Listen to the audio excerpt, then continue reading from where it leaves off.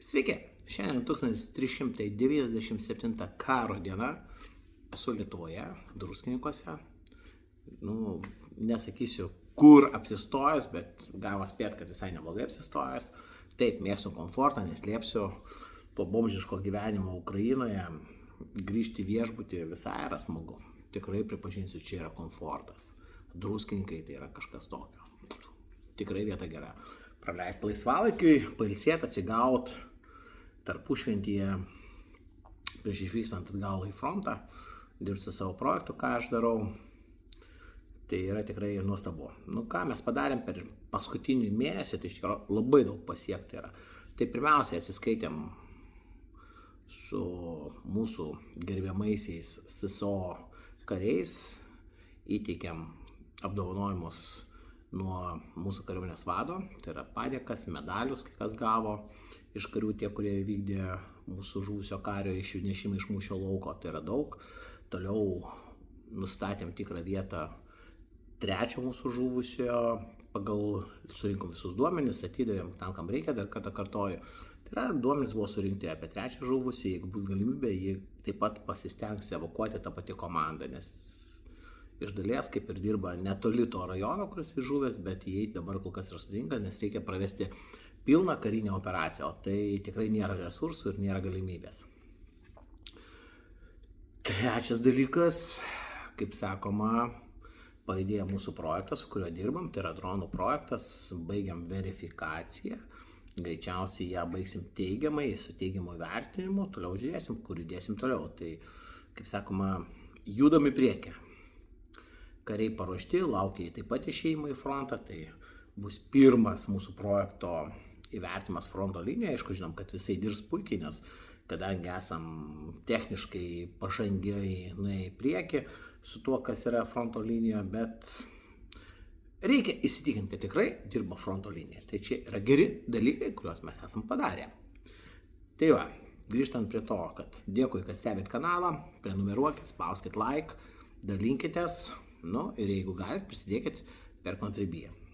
Kodėl? Todėl, kad kartais reikia jūsų lėšų vykdomam projektui. Kai dabar sudegęs automobilis, reikia jį atstatyti, greičiausiai atstatinėsiu arba nupirkti kitą. Taip, nepirksiu už 1500, kaip čia sakysit, nes pafronte reikia tikrai automobilio, kuris važiuoja ir išvažiuos tada, kada tau reikia. O ne sustos ten, kur tu neplanavai. Aišku, dabar man užsidegė jisai būtent po tinklais, dronų tunelėje, galima taip sakyti, antidroninėme tunelėje, ten tarp Iziumo ir Slaviansko, labiau arčiau Slaviansko, tai kažkur apie 20 km nuo Iziumo, ten, kur degė ne vienas automobilis jau po mano įvykio, tikrai nebuvo malonu stovėti po tais tinklais, bet žinai, ko laukia, kad atvažiuos, kažkas padės, ištrauks. Taip, padėjo mūsų savanoriai, tas pats Bartkevičius, kaip nekeista. Kaip jis ten atsidūrė, negaliu atsakyti, galbūt seka, bet kaip sakytų celofanas, bet pasakysiu tai, kad dėkingas, atvažiavo, padėjo ištraukti automobilį iki Iziumo, ten palikom, atvažiavo desanto pajėgų chebra, kurie pakrovė ant traliuko ir atvežė automobilį į Kijevą. Ten dabar automobilis stovi, išardytas, realiai reikia pakeisti tikrai daug. Tai praktiškai perkam daužtą automobilį, iš jo perinksim visą priekinę dalį, tai yra variklio dalį. Ir manau, kad automobilis važiuos, nes tai yra pigesnis variantas, negu pirkti naują automobiliuką, tokį patį, koks buvo. Kainos yra, wow, žiaurios. Tai va, dėkui dar kartą, kad stebit, visuomet prašom prisidėti prie mano vystomo kanalo. Kavai, galite ir automobiliui, čia jau kaip jūs nuspręsit. Kauks vata, žinau, kad Kauks sakys, kad gyvenu iš to, taip, neslėpsiu, kol kas gyvenu ne iš to, tai yra kavai, remontui, minimaliom išlaidom, netgi kokie 200 eurų turbūt per mėnesį, kuriuos aš dabar gaunu, dėkui tie, kas remiat, net nėra 200 eurų per mėnesį.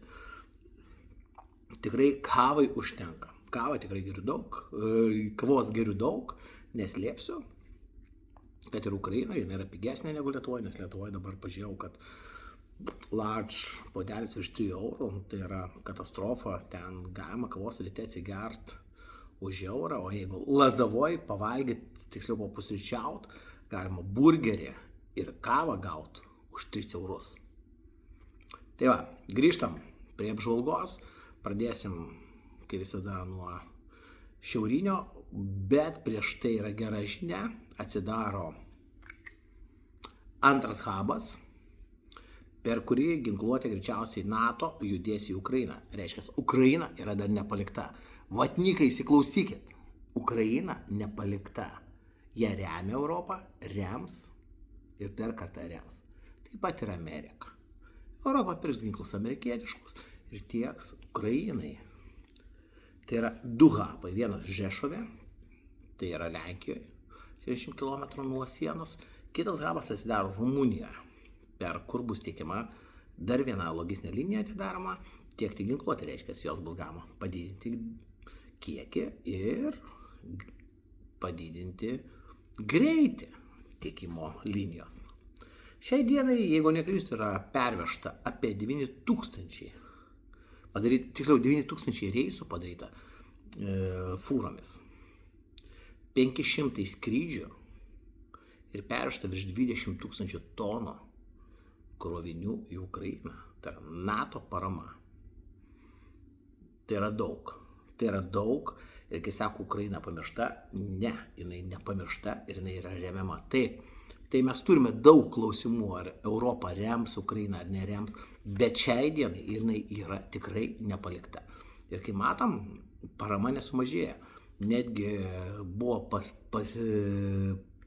patvirtinta paskola, tiek to, paskola 90 milijardų Ukrainai. Šiai dienai truko 54 milijardų biudžetui suformuoti. Turi didžiąją daugumą biudžeto, turi užsigarantavusi šiokį tokį rezervą kariniams tikslams. Taip, sakysi, ten korupcija, visa kita. Taip, o ką pas mus jos nėra? Jinai yra visur. Tik tai mes vadinam lobizmu, tenai, kaip sakė, nukriskite iki 10-15% ir bus viskas normaliai. Kokie paskutiniai rezultatai buvo? 10-15%. Tai tikrai riba ta, kuri būtų galima įvardinti lobizmu. Taip, piktai yra, kad tai yra, pirmiausiai buvo iš labdaros pinigų panaudota. Tai va čia yra pikčiausia. Jeigu tai būtų vietiniai pinigai, galbūt mes, europiečiai, tai ir amerikiečiai nebūtume žiūrėję. Bet yra kaip yra. Paslydo. Kas nepaslysta, daug kas paslysta. Ten tikrai yra daug karo pinigų ir ant kurių gali bet kuris paslysti. Tai va, trumpai tiek. Kaip sakant, geras naujienas atsidaro dar vienas koridorius logistinis, per kurį Ukrainai bus tiekime ginkluotė.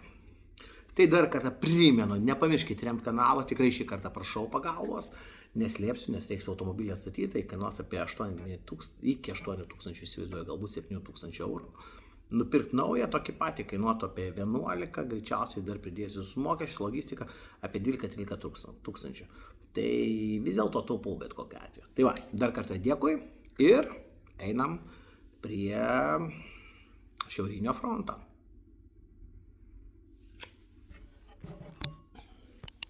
Taip, pasidariau žemėlapį, kai matom sumus ir matom sumų kryptį.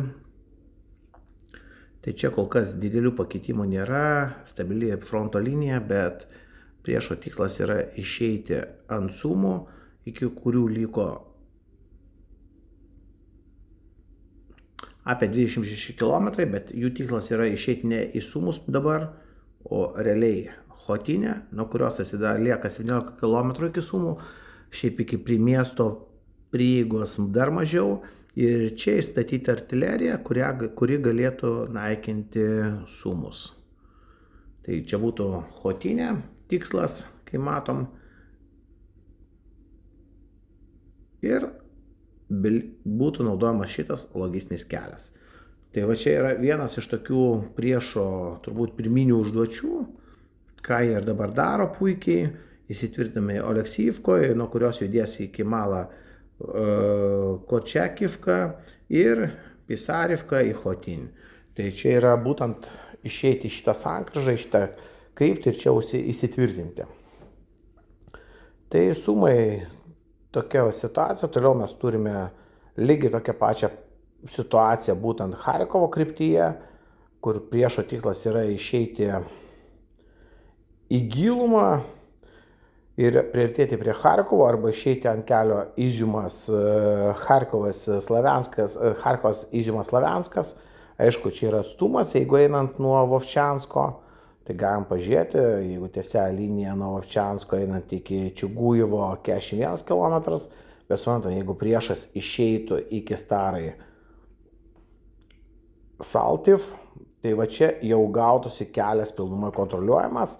Ne tik dronais, aišku, ir dabar dronais čia yra kontroliuojamas, iš tikrųjų ne šitą atkarpą dronais kontroliuojama, šitą atkarpą nuo Iziumo labiau kontroliuojama iki Slaviansko. Tai kai matom, būtent va šita atkarpa yra kontroliuojama dronais, tai tikrai efektinga kontrolė, nes ten aš pats ir degiau, ir mano automobilis degė, kai minėjau.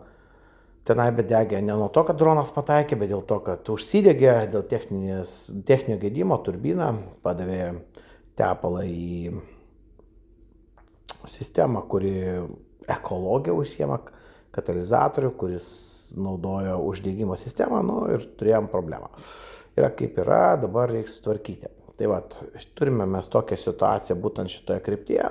Toliau mes turime Kupiansko kryptį, kur ukrainiečiai puikiai susitvarkė su iškelta užduotimu. Čia aš sakyčiau, nesvarbu, daug kas bando pasakyti, kad tai yra ne generolo Dropatos braižas, bet čia yra konkrečiai generolo Dropatos braižas, nors jis ir vėliau prisijungė prie šitos krypties. Pirmiausiai, ką jis padarė, tai atkirto logistiką, toliau bandė perkest šičia. Čia buvo suskaldyta į tokį sūrio pjaustymą pyragą ir Kupianskas beliko realiai apsuptas, neturėdamas tiesioginės logistikos kelio tiesioginio, ir čia buvo pajungtos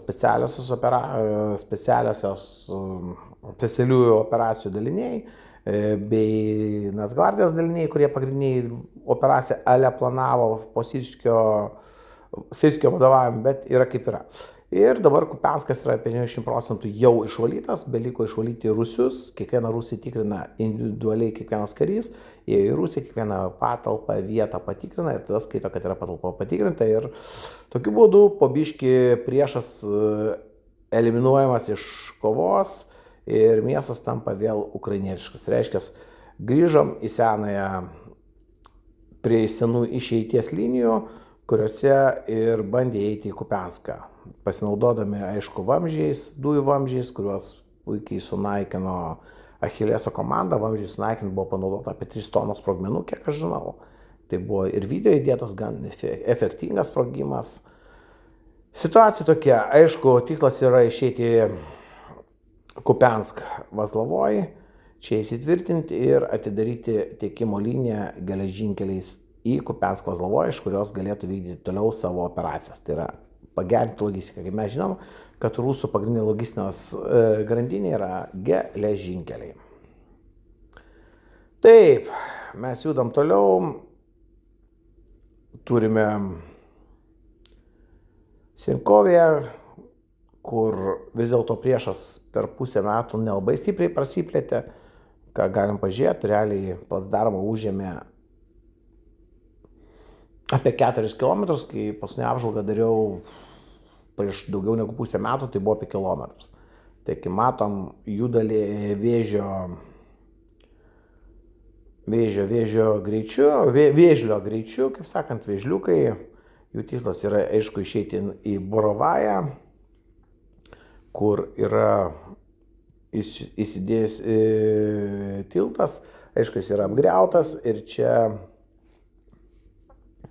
vienintelis tikslas yra išeiti, kai sakau dar kartą, į Borovają ir čia neleisti organizuoti perkelų į šitą kryptį, būtent ukrainiečiams.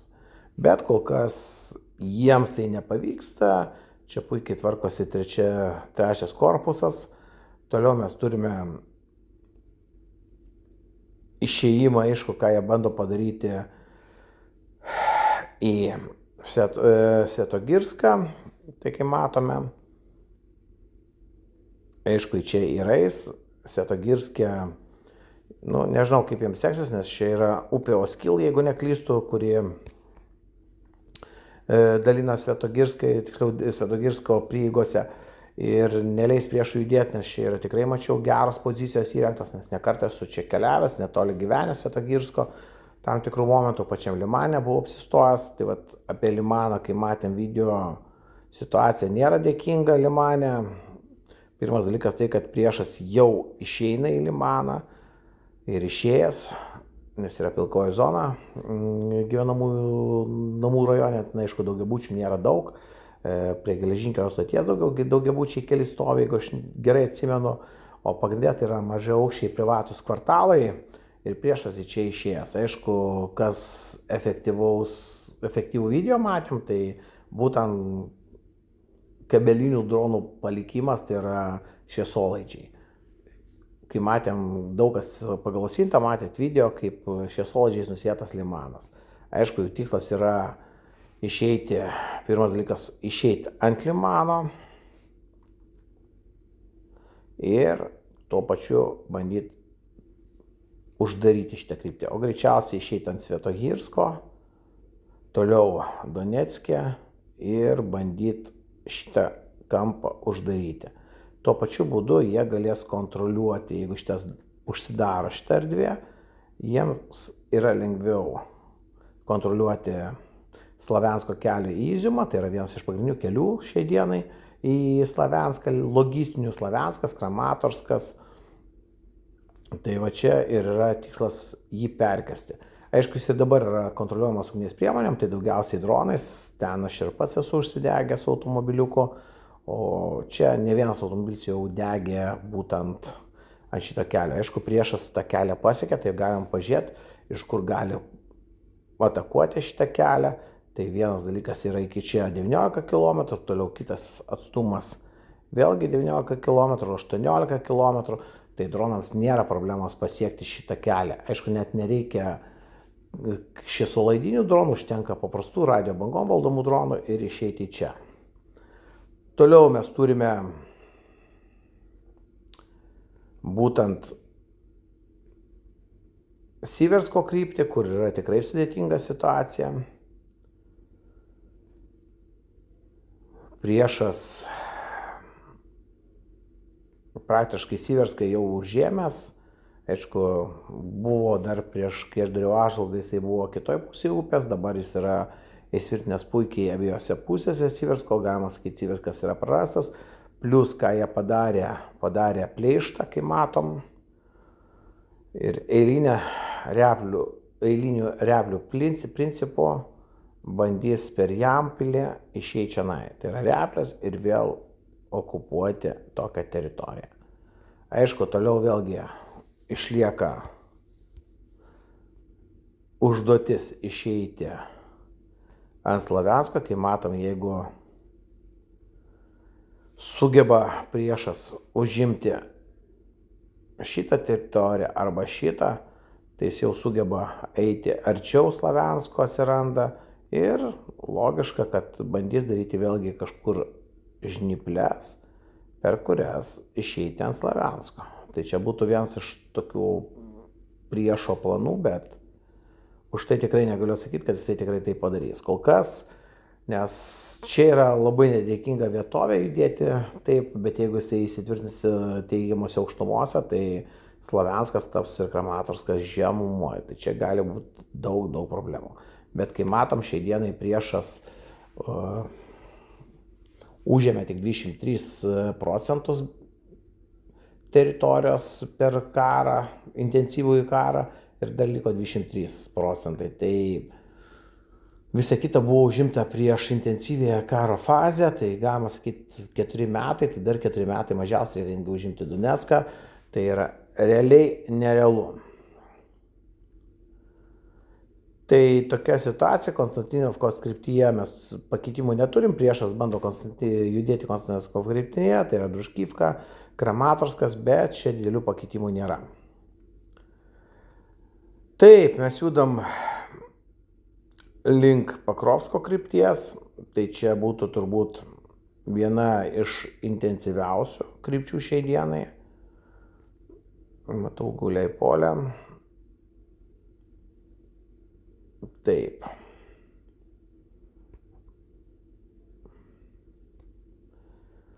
Kodėl sakau iš intensyviausių krypčių, tai dėl to, kad pirmas dalykas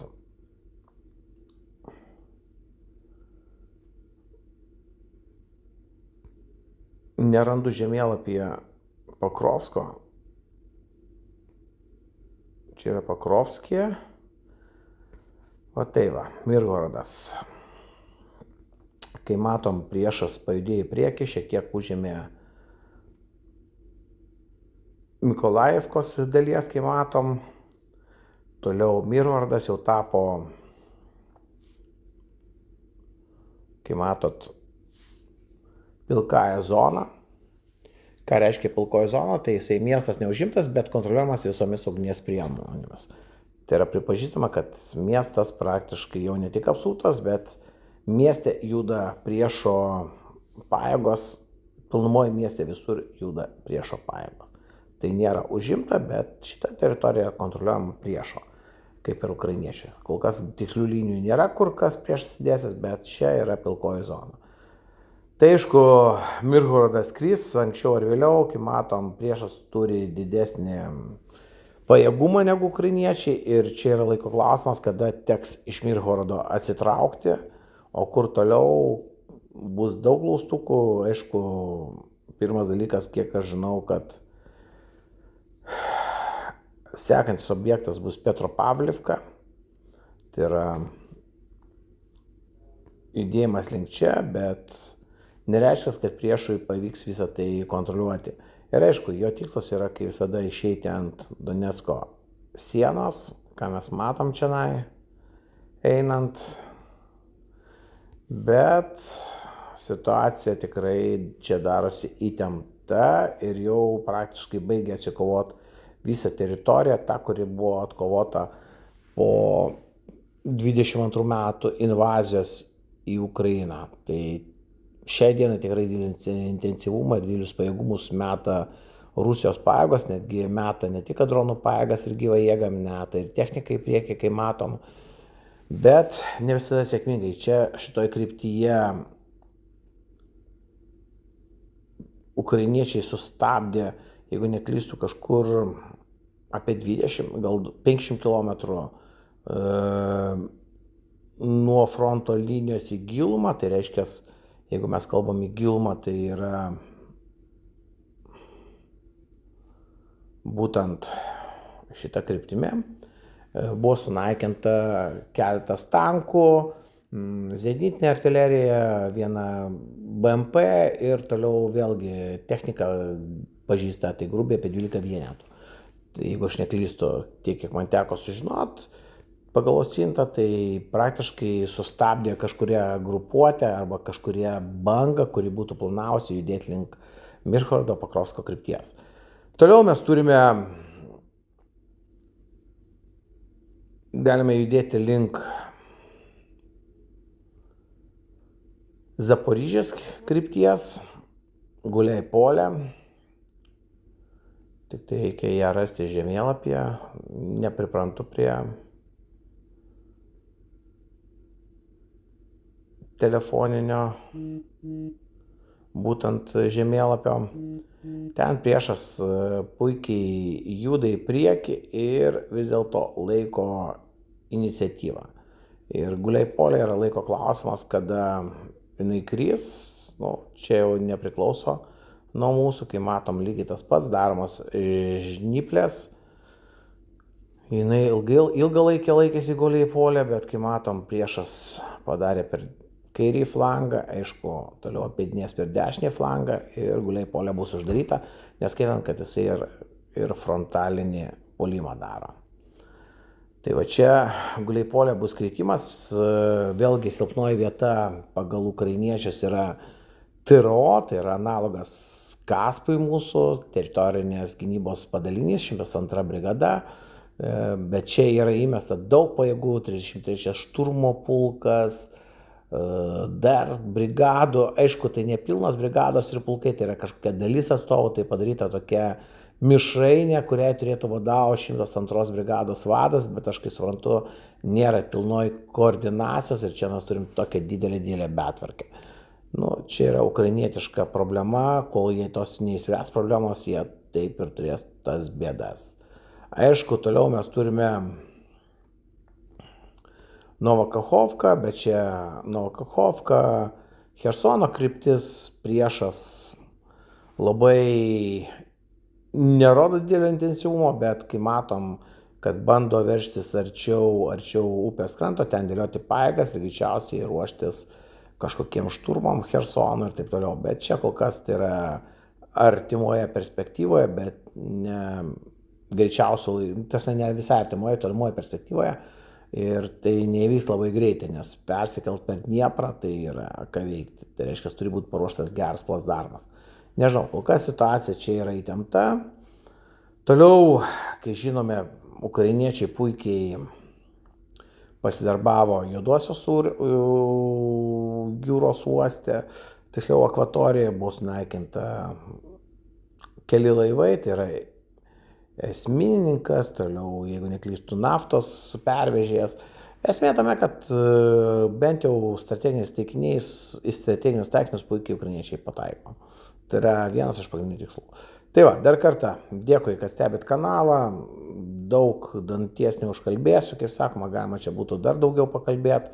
Pabandysiu vieną įdomų pašnekovą galbūt pritraukti artimiausią laidą, jeigu pasirašys, tai mūsų ekstremalų paramos prašytoja, klienčitoja, galbūt neteisingai prašytoja, galbūt sakyčiau, bus įdomu pašnekėti, nes su žmogum teko pabendrauti, jis nėra toks agresyvus, koks bando pasirodyti socialiniuose tinkluose. Bet daug ką padaro, daug kalbų yra, tai va, galbūt pats pabandys atsakyti į mano išduotus klausimus, jeigu pažiūrėsim. Grįžtu atgal, sakau, kaip su laidom, tai pirmas dalykas bus sekmadienį, ką aš dabar darau, aišku, vėlyvą sekmadienį darau įrašą, pasistengti reiktų anksčiau padaryti, toliau darysiu dar trečiadienį įrašą, tai bus 2 kartus per savaitę mano laidos tokios su apžvalga, o vidury savaitės gal pabandysiu kažką įdėti po 15 minučių, gal mažiau, trumpus pasisakymus, trumpus pastebėjimus, ką veikiu kiekvieną dieną galbūt. Bandysim taip kanalo auditoriją kelt, žiūromumą ir taip toliau. Nu, ir aišku, pašnekovai. Viskas, ruošiuos išvykti po švenčių į Ukrainą, grįžtu atgal su savo projektu. Tai tiek. Dar kartą dėkui, remkit kanalą, prisidėkit ir būsiu labai dėkingas jums.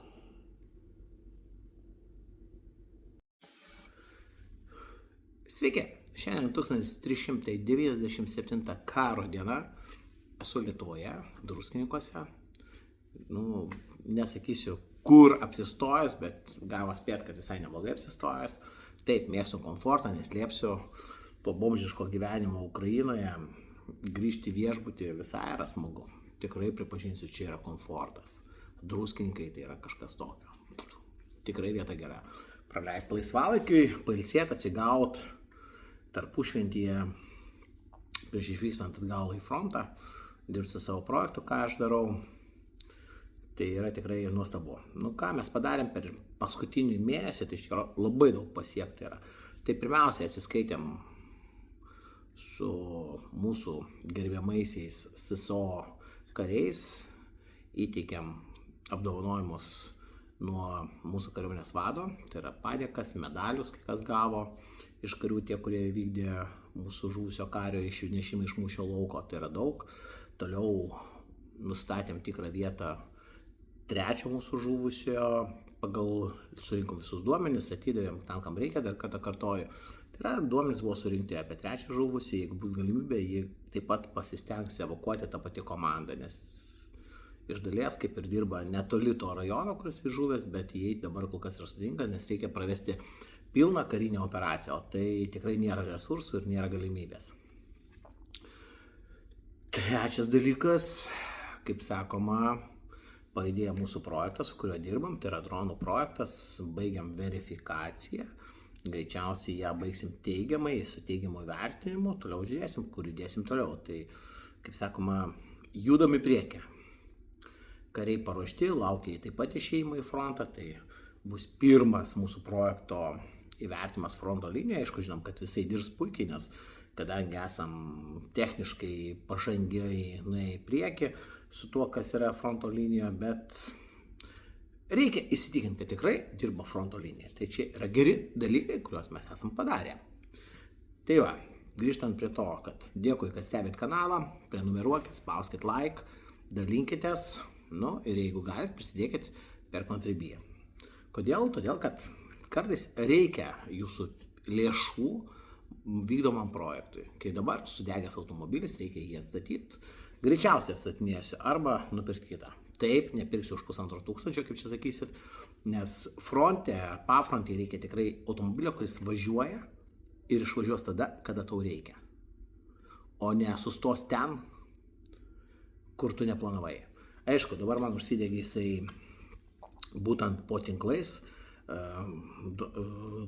dronų tunelėje, galima taip sakyti, antidroninėme tunelėje, ten tarp Iziumo ir Slaviansko, labiau arčiau Slaviansko, tai kažkur apie 20 km nuo Iziumo, ten, kur degė ne vienas automobilis jau po mano įvykio, tikrai nebuvo malonu stovėti po tais tinklais, bet žinai, ko laukia, kad atvažiuos, kažkas padės, ištrauks. Taip padėjo mūsų savanoriai, tas pats Bartkevičius, kaip nekeista, kaip jis ten atsidūrė, negaliu atsakyti, galbūt seka, bet kaip sakytų celofanas, bet pasakysiu tai, kad dėkingas, atvažiavo, padėjo ištraukti automobilį iki Iziumo, ten palikom, atvažiavo desanto pajėgų chebra, kurie pakrovė ant raliuko ir atvežė automobilį į Kijevą. Ten dabar automobilis stovi, išardytas, realiai reikia pakeisti tikrai daug. Tai praktiškai perkam daužtą automobilį, iš jo perrinksim visą priekinę dalį, tai yra variklio dalį. Ir manau, kad automobilis važiuos, nes tai yra pigesnis variantas, negu pirkti naują automobiliuką, tokį patį, koks buvo. Kainos yra, wow, žiaurios. Tai va, dėkui dar kartą, kad stebit, visuomet prašom prisidėti prie mano vystomo kanalo. Kavai, galite ir automobiliui, čia jau kaip jūs nuspręsit. Kauks vata, žinau, kad Kauks sakys, kad gyvenu iš to, taip, neslėpsiu, kol kas gyvenu ne iš to, tai yra kavai, remontui, minimaliom išlaidom, netgi kokie 200 eurų turbūt per mėnesį, kuriuos aš dabar gaunu, dėkui tie, kas remiat, net nėra 200 eurų per mėnesį. Tikrai kavai užtenka, kavą tikrai geriu daug, kavos geriu daug, neslėpsiu. Kad ir Ukrainoje jinai yra pigesnė negu Lietuvoje, nes Lietuvoje dabar pažiūrėjau, kad large puodelis virš 3 eurų, tai yra katastrofa, ten galima kavos ryte atsigert už eurą, o jeigu Lazavoj pavalgyti, tiksliau papusryčiaut, galima burgerį ir kavą gauti už 3 eurus. Tai va, grįžtam prie apžvalgos, pradėsim, kaip visada, nuo šiaurinio, bet prieš tai yra gera žinia, atsidaro antras hubas, per kurį ginkluotė greičiausiai NATO judės į Ukrainą. Reiškia, Ukraina yra dar nepalikta. Vatnikai, įsiklausykit, Ukraina nepalikta. Jie remia Europą, rems ir dar kartą rems. Taip pat ir Amerika. Europa pirks ginklus amerikietiškus ir tieks Ukrainai. Tai yra 2 hubai, vienas Žešove, tai yra Lenkijoje, 70 km nuo sienos, kitas hubas atsidaro Rumunijoje, per kur bus tiekiama dar viena logistinė linija atidaroma, tiekti ginkluotę, reiškia, jos bus galima padidinti kiekį ir padidinti greitį tiekimo linijos. Šiai dienai, jeigu neklystu, yra pervežta apie 9000 tiksliau 9000 reisų padaryta fūromis, 500 skrydžių ir pervežta virš 20 000 tonų krovinių į Ukrainą. Tai yra NATO parama. Tai yra daug. Ir kai sako, Ukraina pamiršta, ne, jinai nepamiršta ir jinai yra remiama. Taip, tai mes turime daug klausimų, ar Europa rems Ukrainą ar nerems, bet šiai dienai jinai yra tikrai nepalikta. Ir kai matom, parama nesumažėja. Netgi buvo patvirtinta paskola, tiek to, paskola 90 milijardų Ukrainai. Šiai dienai truko 54 milijardų biudžetui suformuoti. Turi didžiąją daugumą biudžeto, turi užsigarantavusi šiokį tokį rezervą kariniams tikslams. Taip, sakysi, ten korupcija, visa kita. Taip, O ką pas mus jos nėra, jinai yra visur. Tik tai mes vadinam lobizmu, tenai, kaip sakė, nukris iki 10-15% ir bus viskas normaliai. Kokie paskutiniai rezultatai buvo? 10-15%. Tai tikrai riba ta, kuri būtų galima įvardinti lobizmu. Taip, piktai yra, kad tai yra, pirmiausiai buvo iš labdaros pinigų panaudota. Tai va čia yra pikčiausia. Jeigu tai būtų vietiniai pinigai, galbūt mes, europiečiai, tai ir amerikiečiai nebūtume žiūrėję. Bet yra kaip yra. Paslydo. Kas nepaslysta, daug kas paslysta. Ten tikrai yra daug karo pinigų ir ant kurių gali bet kuris paslysti. Tai va, trumpai tiek. Kaip sakant, geras naujienas susidaro dar vienas koridorius logistinis, per kurį Ukrainai bus tiekime ginkluotę. Tai dar kartą primenu, nepamirškite remti kanalą, tikrai šį kartą prašau pagalbos, neslėpsiu, nes reiks automobilį statyti, tai kainuos apie 8 tūkstančių, įsivaizduoju, galbūt 7 tūkstančių eurų. Nupirkti naują tokį patį kainuotų apie 11, greičiausiai dar pridėsiu su mokesčių, logistika apie 12-13 tūkstančių. Tai vis dėlto taupau bet kokiu atveju. Tai va, dar kartą dėkui ir einam prie šiaurinio fronto.